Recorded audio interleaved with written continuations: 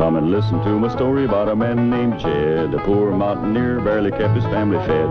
And then one day he was shooting at some food, and up through the ground come a bubbling crude oil, that is, black gold, Texas tea. Well, the first thing you know, old Jed's a millionaire. The kinfolk said, Jed, move away from there. Said, California is the place you ought to be. So they loaded up the truck and they moved to Beverly Hills, that is, swimming pools, movie stars.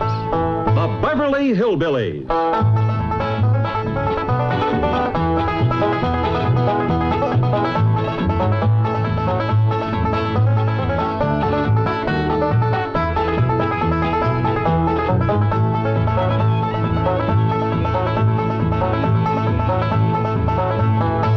Come along and visit with the Clampett family as they learn the simple pleasures of the hills of Beverly. That includes the products of your sponsor of the week, the cereals of Kellogg's, Kellogg's of Battle Creek. K-E-double-L-O double good Kellogg's, best to you.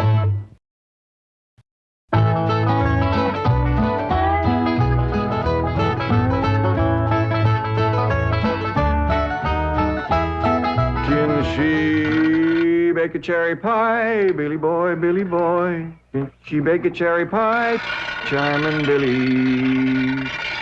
She can bake a cherry pie, quick as a cat can wink her eye. She's a young thing and cannot leave her mother. Well, Granny, did you pick out your spot yet for the garden? Yep. I kind of favor a patch right close here to the house. Yeah, I'll plow you up something there directly. Yeah, just enough for some onions and taters and some Rudy Bakers. And a few rows of corn. Paul? Morning, Granny. Paul, can I help you with the plowing and the spading? Well, Ellie, I'd rather you put on one of them pretty dresses that Miss Hathaway got you.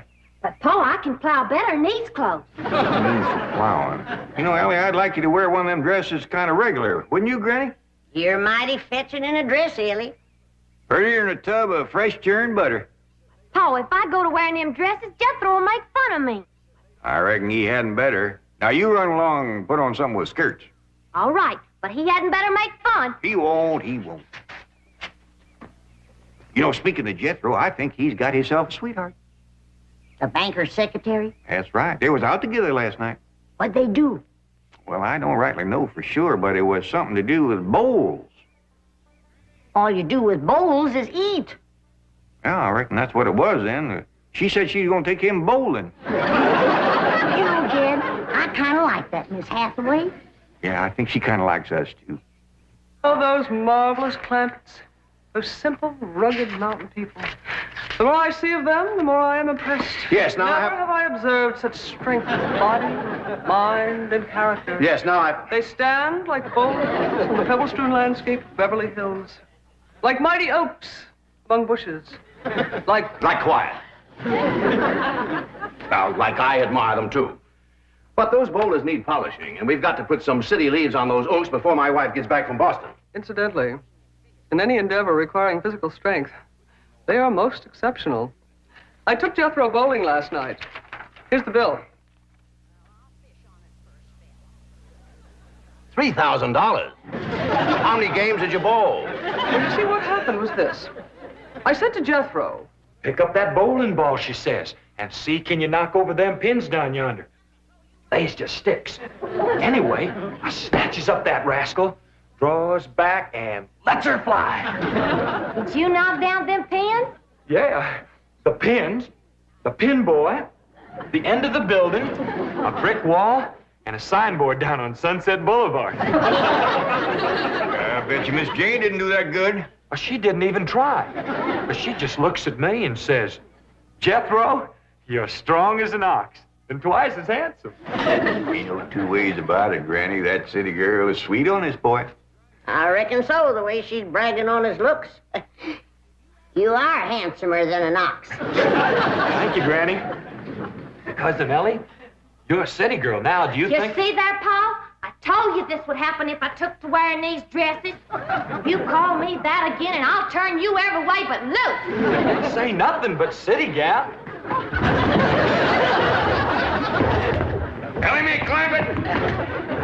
from there or you're going across my knee. And Jethro, you're going across mine. What did I do that was so all-fired bad? In that dress, she looks just like a city gal. You did it again! I reckon we better go out there and see she don't hurt him.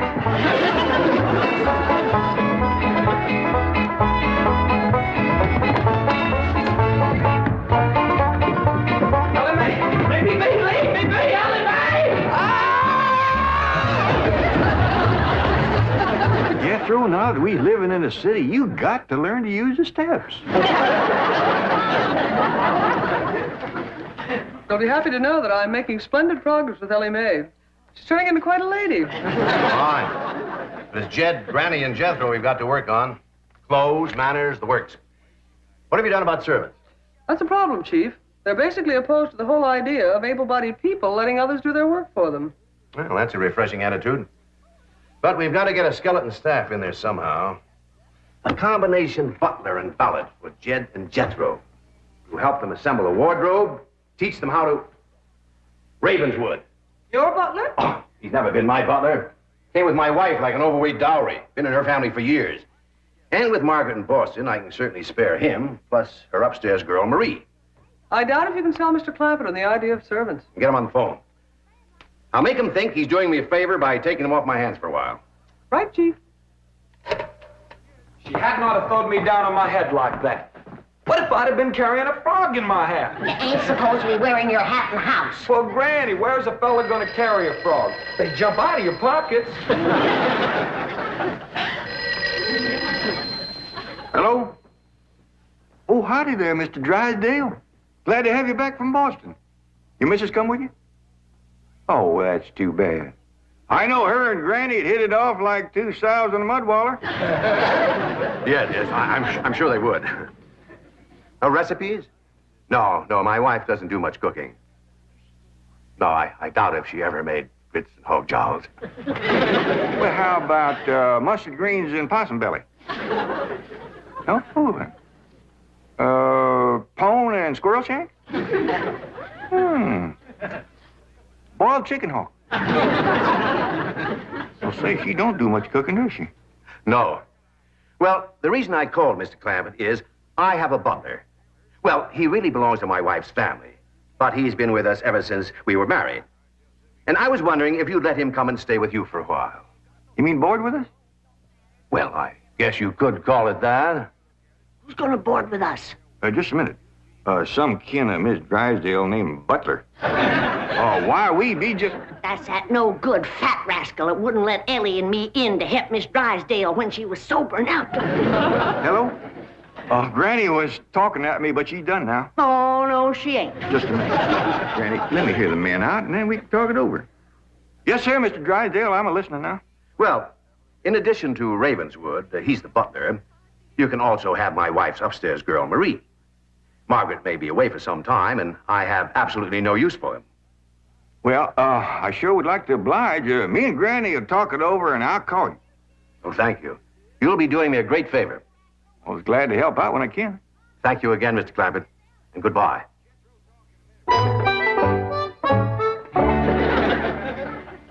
Is somebody coming to live with us, Uncle Jed? Maybe, Jethro, maybe. Why don't you go out and make up with your cousin Ellie? Okay, Uncle Jed. All right, Jed. Let's have it. We gonna board that butler fella? Well, Mr. Drysdale will take it mighty kindly if we did. He says he ain't got no use for him. I don't like him myself. Granny, you only met him once? Once was enough. I asked him real nice. I said, are you a-doing for Miss Drysdale that she's feeling poorly? Are you doing the washing and the scrubbing and the cleaning for her? And he looks right down his nose at me and says, Madam, I am a butler. I reckon he is proud of his name. Kind of fancy. Ravenswood Butler. I don't care if it's Stonewall Jackson. And I think Mr. Drysdale has a lot of gall to ask us to take his wife's kinfolks off his hands. Well, now, I'm mighty beholden to him. You know he's keeping my $25 million in his bank, and he ain't charging me one penny to do it. That's his business. You didn't ask him to do it. Well, now, Granny, if it was just Mr. Butler, I might agree with you, but there's a sad side to the story, too. What's that? Well, you've heard of Mr. Drysdale speak of his stepson? That's his wife's boy by her first marriage? The one they call Sonny? Yeah. Well, it seems she's got a girl, too. And there must be something wrong with her. What? Well, I don't know, but they keep her upstairs. No. Yeah. He spoke of her as my wife's upstairs girl. The poor thing. Her name's Marie, and he'd like us to take her and Mr. Butler. Doggone it, kid. We got enough to do to take care of this big place without... He didn't say what was ailing her, huh? Well, no, but if you ask me, they ain't eating right over there. No. You know what Mr. Drysdale told me? What? His wife ain't never cooked grits and hog jaw. Oh, go on. That's a fact. Nor mustard greens and possum belly. Nor pone and squirrel shank. Nor even boiled chicken hawk. The land of mercy. You can't hardly blame Mr. Butler for getting a mite cranky. Man don't eat right, he gets that way. Well, kid, I reckon it won't do no harm to take him in for a spell. Granny, for such a little woman, you got an awful big heart. Well, I feel sorry for the poor girl. But the first time that fancy pants Mr. Butler looks down his nose at me, I'm gonna chuck him in the cement pond.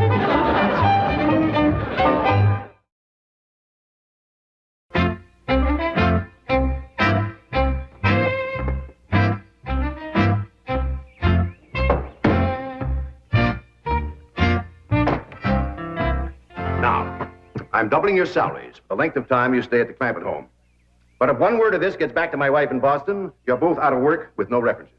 Actually, you will find the Clampetts to be basically fine people. All they need is a little polish. Polish. They need sandblasting. However, I think Miss Hathaway's plan may overcome their initial resentment of wearing city clothes. Yes, I think I have devised rather a clever strategy. To put it briefly and succinctly, my strategy is as follows. I shall propose to the Clampetts that they sit for a family portrait.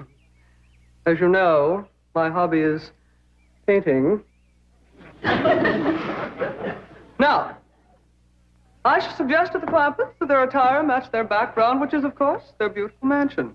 They will no doubt see the logic of my didactic approach, accede to my wishes, don suitable raiment, and, once they have seen themselves thus attired, take... We're in. Let's go. We forgot to dust the stair rail. I'll do it, Granny.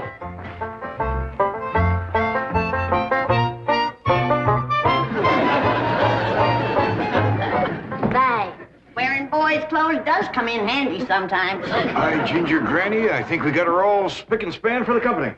They ain't a speck of dirt no place. Can I go swimming now? Me too? As soon as we help Granny clean up the kitchen.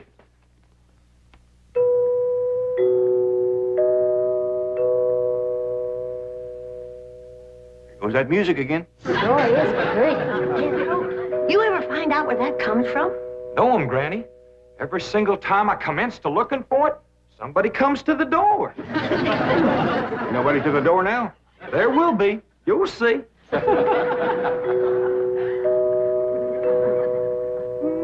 Doggies, that's nice. Let's all pitch in and see can we find it. You're wasting your time.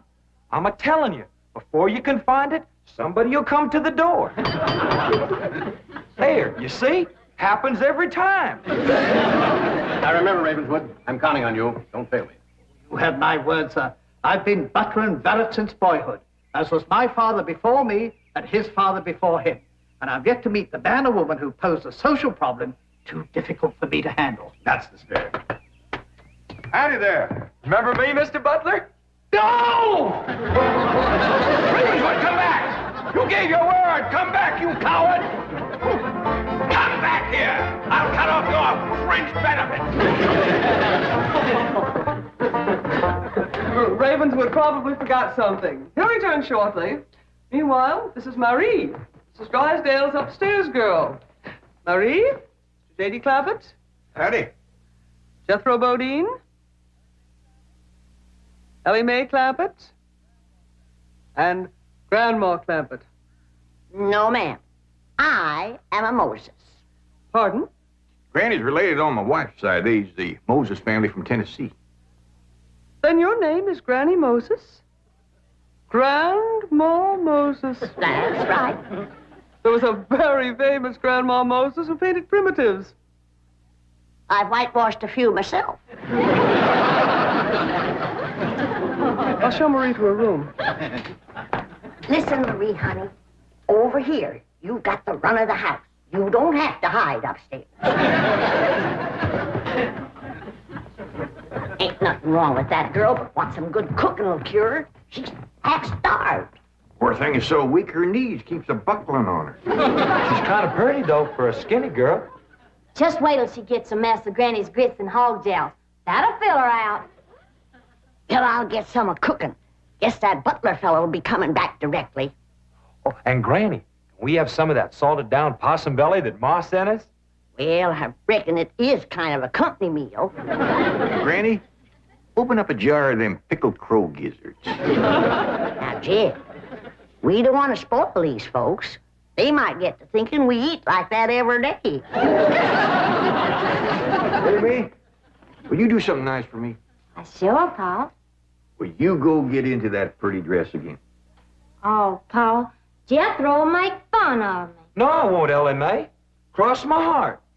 Why, That's my darling. Thank you. And then you be real nice to Marie. She's had a bad life. I'll be nice to her. She's pretty. Let's all be nice. Heck, far. I wanted to go swimming. Now I gotta go put on an old dress. Cousin Ellie, you look awful pretty in a dress. Honest, you do. Do I look pretty in that there city girl? You look prettier than that there city girl. That did it. Come on and fight. Now, Ellie, come on, Ellie. There's nothing to be afraid of, Ravenwood. The fact that they're big and strong doesn't mean they're violent. Elephants can be gentle. Now, Ravenswood, your letting appearances deceive you. Oh, really, Oh, sir? I do admit on the surface they do seem a bit rough, even cruel. But I assure you underneath they are placid, kindly, and gentle. See? You shouldn't have called me a city girl. Ellie Mae, leave me alone, please, Ellie Mae. Please, please. City girl.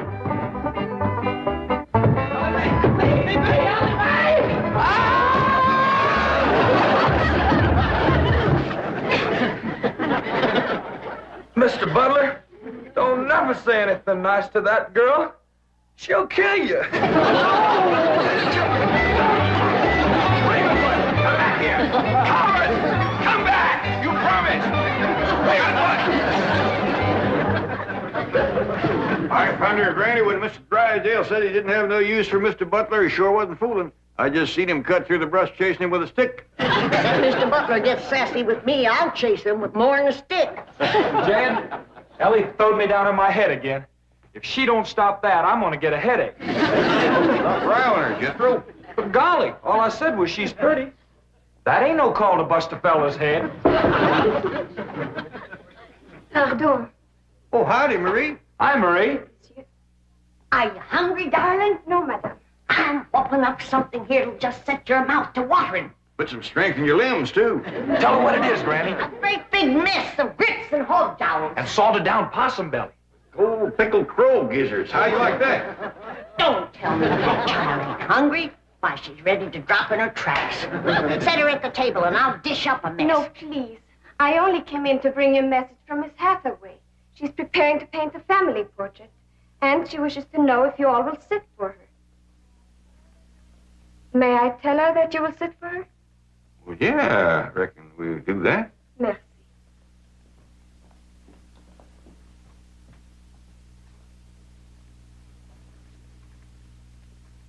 Well, let's get at it.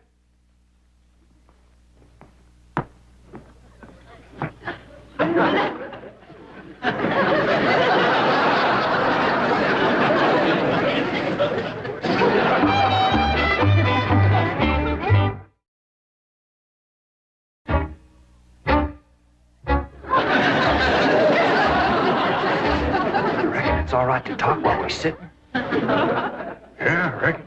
I found out something about Marie. What? She's scared of Mr. Butler. How'd you know? I asked her to go swimming with me, and she says he wouldn't allow it. What business is it of his? That's what I says. And she says he's a butler, and I'm just an upstairs girl. I got to do whatever he said. We'll see about this. Ah, dingies. Let's hit Mr. Drysdale, find him, and give him a whooping. Oh, catch him, Granny. Harry, you go put a dress on like you promised. Uncle Jed, I'm going swimming. If I see him, I'll fetch him in. Don't go jumping in with your clothes on again. Oh, I won't, Uncle Jed. Miss Hathaway, she gave me a present last night. She says it's something special for to go swimming in. What'd she give you? Oh, pair of trunks. You go swimming in the cement pond. Boy, it's too big to go swimming in a trunk. Ed? In a pair of them. I got a feeling that Mr. Butler feller is going to be trouble. Yeah, we can handle him. Well, I still say that I think Mr. Drysdale has a lot of nerve to ask us to board his wife's relations. Maybe he just fed up. Man can get awful tired of having his wife's kin underfoot all the time.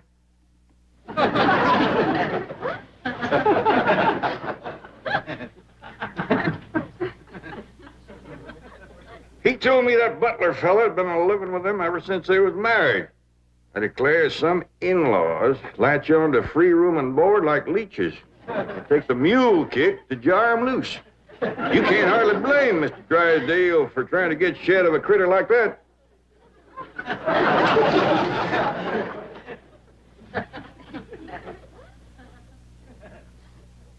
Is that the way you feel? You bet it is. I'll see how fast I can get packed. I'll get out from underfoot just as quick as I can. No, Jeff. I know when I'm not wanted. It don't take no mule kick to get shed of me. Darnation, Granny, I wasn't talking about you. We couldn't get along without you. No, Jeff. I'm just a burdensome old woman. No good to nobody. Why don't you throw me down the well?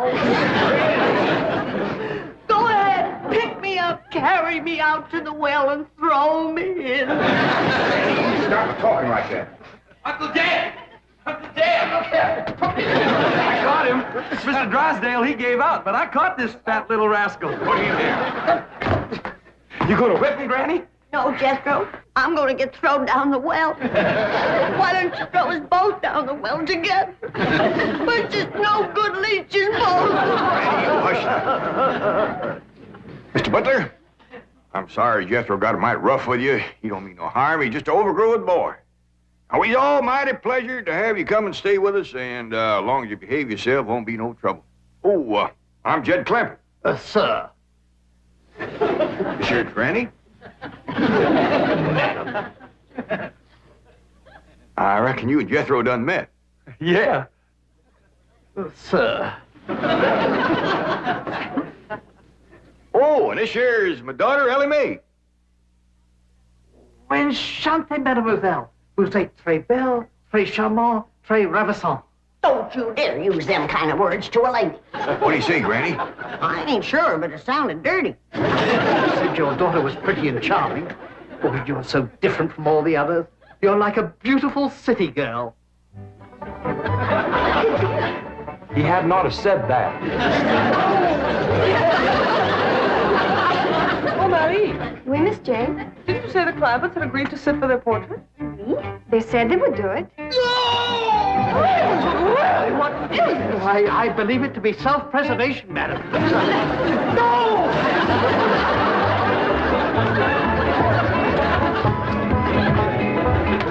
Don't take to the stairs, she'll catch you sure. I say now, let me go now, really.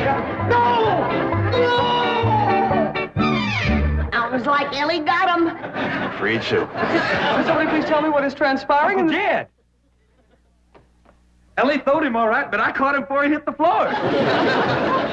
So here you are. Well, now, everything seems to be fine. You see, Ravenswood, didn't I tell you the Clampetts were kindly, gentle people? Yes, sir. Thank you, sir.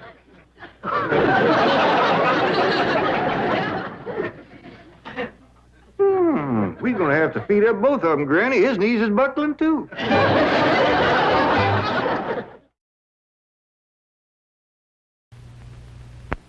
I shall call it Invictus. Ma'am? Invictus, you know. Or perhaps you don't.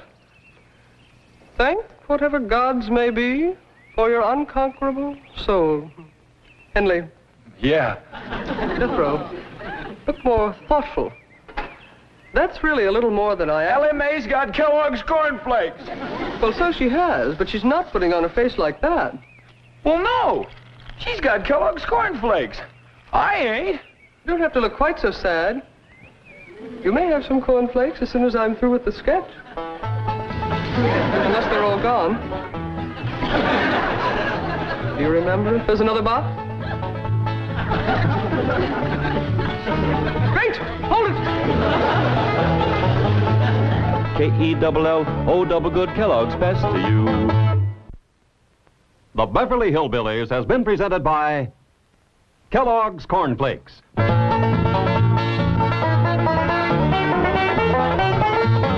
From Kellogg's of Battle Creek.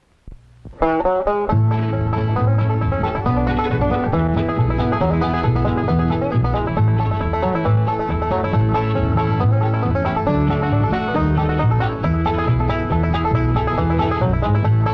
now it's time to say goodbye to Jed and all his kin.